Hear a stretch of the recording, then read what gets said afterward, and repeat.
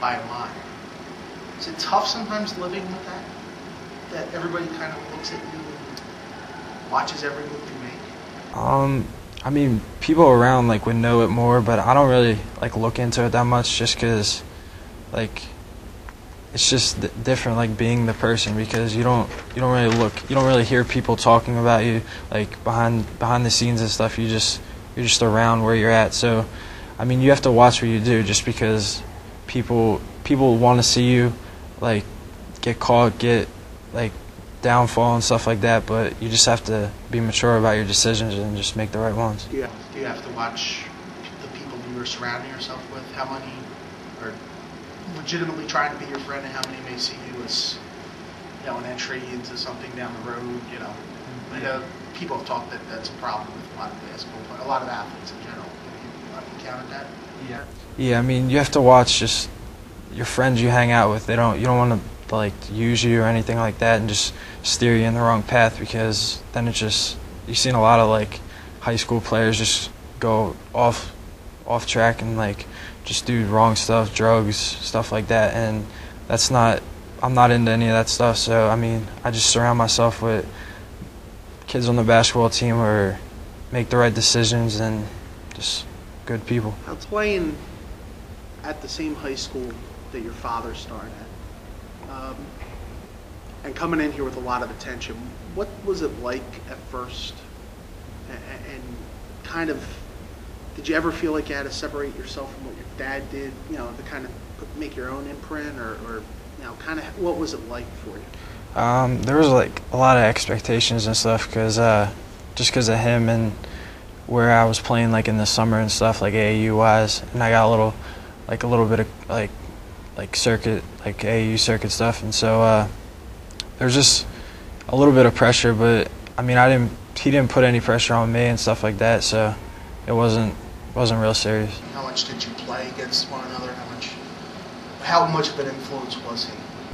He was a big influence. He would always try to teach me new things, and just whenever we had a chance, he would take me to the gym and go shoot and work out and stuff. So he's not all about basketball either. He teaches a lot of other stuff, like off the court stuff, like schoolwork, stuff like that, where I needed to step myself up. What was the most important lesson he taught you? Just to get a good education. That's like, basketball is not going to keep dribbling forever, so you need to do well in the classroom to succeed in life. When you started getting recruited, I guess it was really sophomore year, right? You started getting the letters and everything. What was that like at first? And then when you decided and went through the process, you know, what factors were you looking at, and why did you ultimately choose West Virginia?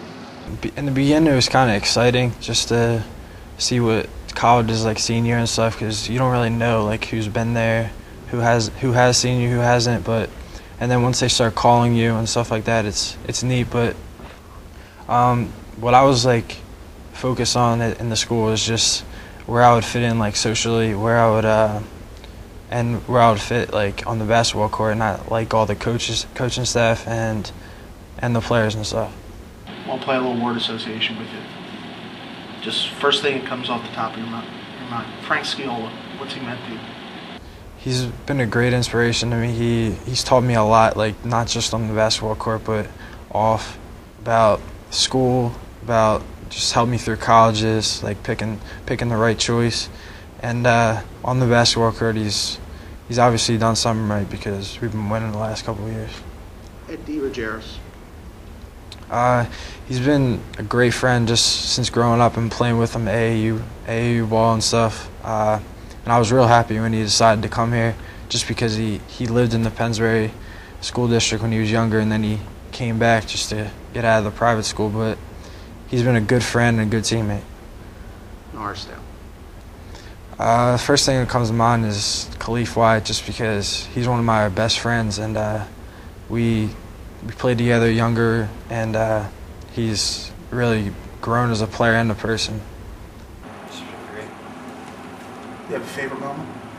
I would probably say last year at the Palestra, just because there were so many people there, and we were in the game till the last 3 to 4 minutes against top 5 team in the country.